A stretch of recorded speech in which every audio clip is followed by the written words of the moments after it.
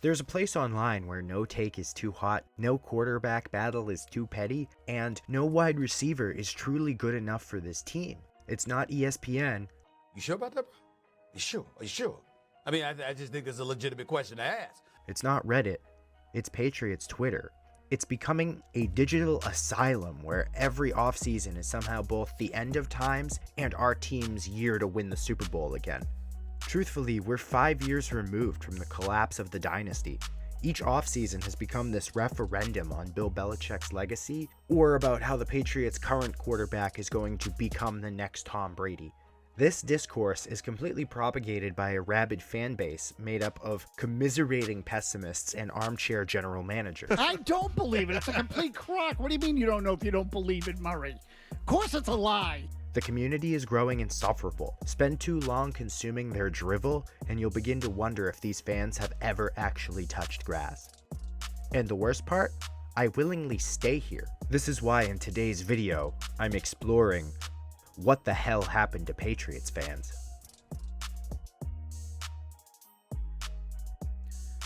Patriots fans didn't just lose a quarterback, they lost their entire identity.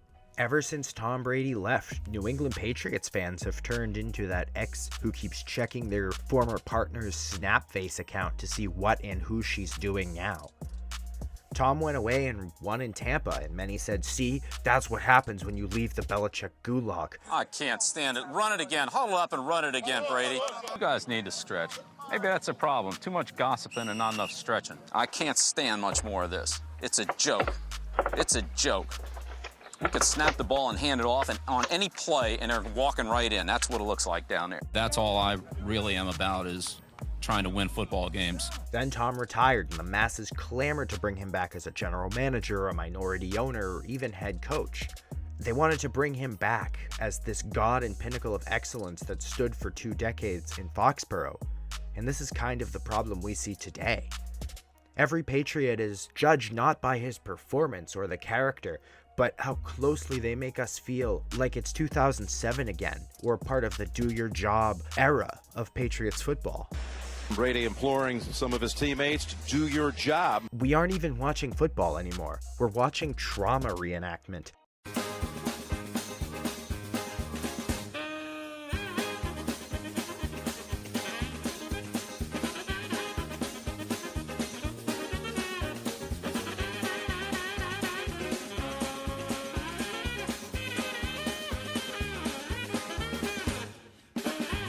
There will never be another Tom Brady. Mahomes greater than Brady through the first 100. You got to admit that's a little fun, Murray. Come on. 3rd and 16. Mahomes rolling out. Looking, firing, intercepted. Picked up by Cooper DeJean. Gets a block. DeJean is...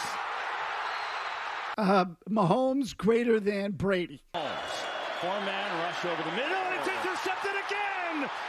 Mahomes greater than Brady. And you get a little bit desperate with only 9 minutes and 45 seconds left on the clock, and this is what happens. I said there will never be another Tom Brady. His legacy has truly enabled this Belichick versus Brady discourse about who was more important to the legacy of the team. Nobody is going to piss excellence the way Tom did, and the fans cannot accept that without anointing the next guy as him.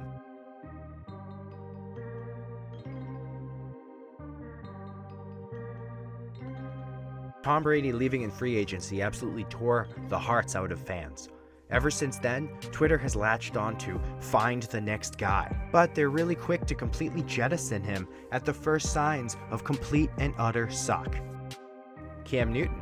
Heralded by Patriots Twitter as the resurrection his career needed, Newton signed with the Patriots after coming off of a devastating foot injury that ended his 2019 campaign.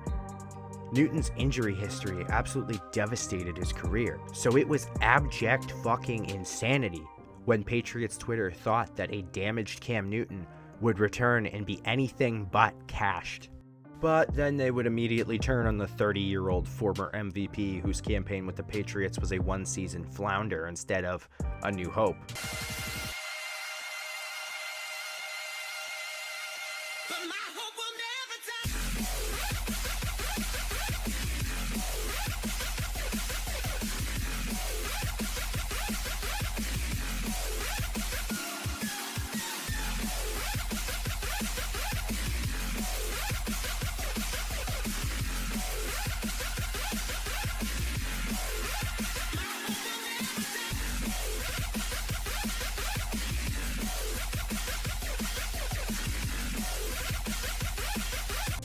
the Patriots drafted quarterback Michael McCorkle Mac Jones. McCorkle was touted as the high IQ quarterback in the draft, some people expecting him to go within the top 3 picks. But when he fell to 15, it was the right choice for the Patriots at the time. McCorkle was thrust into the starting role as a rookie thanks to Cam Newton breaking COVID protocol. And remember, Skip, we talked about this, Skip. If it's close, one guy vaccinated, the other guy isn't. Brian Flores says what? Team first. Yep. All these coaches, all these ownerships is looking at a guy, okay, you can blow our whole thing up by not being vaccinated. We can miss games. I do believe that was a factor. Patriots Twitter rejoiced. It seemed like they finally had their guy. And Mac had a promising 2021 campaign, finishing 10-7. This would be the most recent winning season for the Patriots. Also, their last playoff appearance. Patriots fans were optimistic until it was announced that in his sophomore campaign, McCorkle would have a new offensive coordinator, Matt fucking Patricia. Oh God, why didn't anybody tell me? All season, McCorkle's sophomore slump was marred with blowouts with Patricia, trouble in paradise for the Alabama quarterback with the high football IQ. Fans literally begged for Matt Patricia to be fired, making memes, troll accounts, and I'll be honest, totally justified. But it set the precedent that the fans could bitch and be toxic online, before our very eyes. Patriots Twitter slowly devolved into the behavior of a poverty franchise standing in the shadow of a once great dynasty. When the Mac Jones experiment finally shit the bed, ownership put the offense into a receivership. Bill O'Brien was coming home to New England. Twitter once again had some semblance of hope for their team. This time, there was a measure of cautious optimism from fans, many of whom questioned whether Mac Jones would thrive in the Billy O offense. Now it's all fucked up. It's shot to hell. During the season, though, a new pandemic hit, and the epicenter was Foxborough, Massachusetts. Because I'm starting to get the fever again. These last few weeks have been like a friggin' fairy tale. Thanks to a 4th-round pick, Bailey Zappe. Yeah, I think he's just like Brady. And Mac's a whiny geek.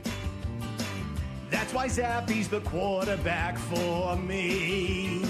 We love to watch him play, 'cause we got the fever. He don't make mistakes. His ceiling's sky high. We're in love. Yeah. We got the fever, and Mac is a wiener. He ain't the guy. Zappe fever ravaged New England Patriots Twitter. There were calls for Zappe to start, and they were eventually answered. Lo and behold, he sucked too. It's the throw. On the move, he's in trouble, and he throws an interception. Zappity-doo-dah, zappity-yay. My, oh my, that boy sure can play. Plenty of touchdowns heading our way. Zappity-doo-dah, zappity-yay. Can barely throw to the back shoulder. He can spin it, that's actual. Everything is satisfactual. Zappity-doo-dah, zappity-yay. I got the fever, hope it won't go away. Look out.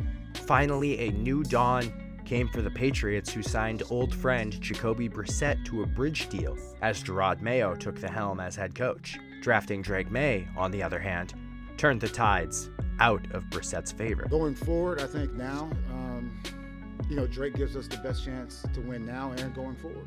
As the Patriots continued to suck under bridge deal Brissett, cries from Twitter to start Drake May were answered in Week 5, as May was anointed the next guy by Twitter.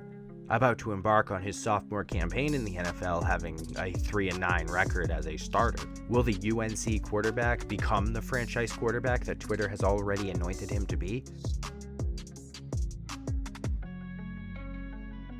Let's talk about the uniforms, because somehow this is the hill the Patriots Twitter seems to die on every year.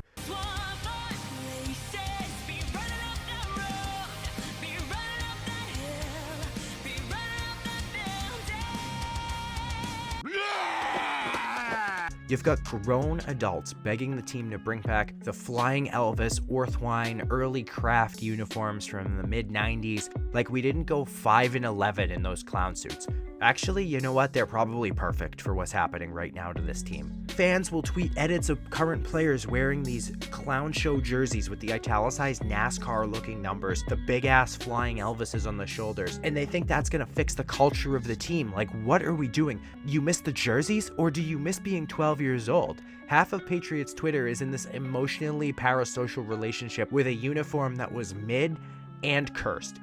His hair, whack. His gear, whack. Me, I'm tight as fuck. Brady didn't even win a Super Bowl in that look. You know what he did win in? The kind of boring, efficient Dynasty-era template. There was something classy about silver pants and the blue home jersey. Yeah, the helmets are kinda meh, we still got those kicking around, but they're way better than the color rush crap that the Patriots are wearing now. Honestly, if Drake May is the future, maybe you wanna develop a new jersey to separate yourself from those stank-ass Cam Newton, Mac Jones years. But this isn't about a jersey movement. It's about this all just being another symptom of terminal nostalgia poisoning. And you're nostalgic for the wrong era.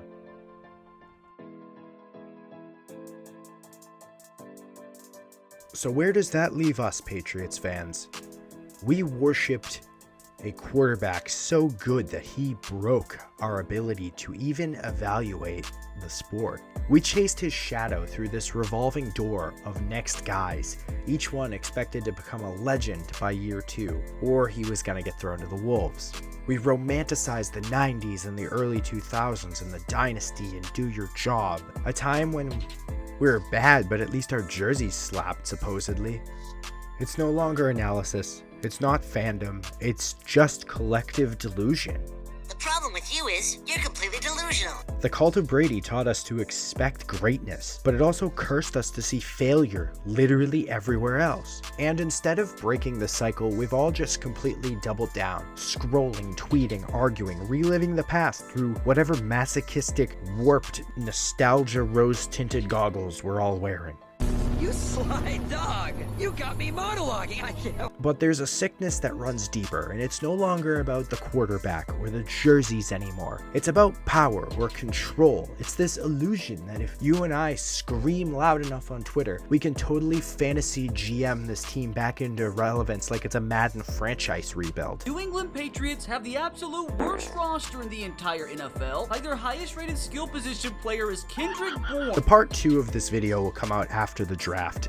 And in that video, we're going to dig into the real rot. The obsession with the wide receiver 1, the endless cycle of coaching carousel that's come about, and the parasitic media machine that's feeding all of this. This isn't just about Patriots Twitter anymore. It's kind of about what happens when the fan base completely loses the plot.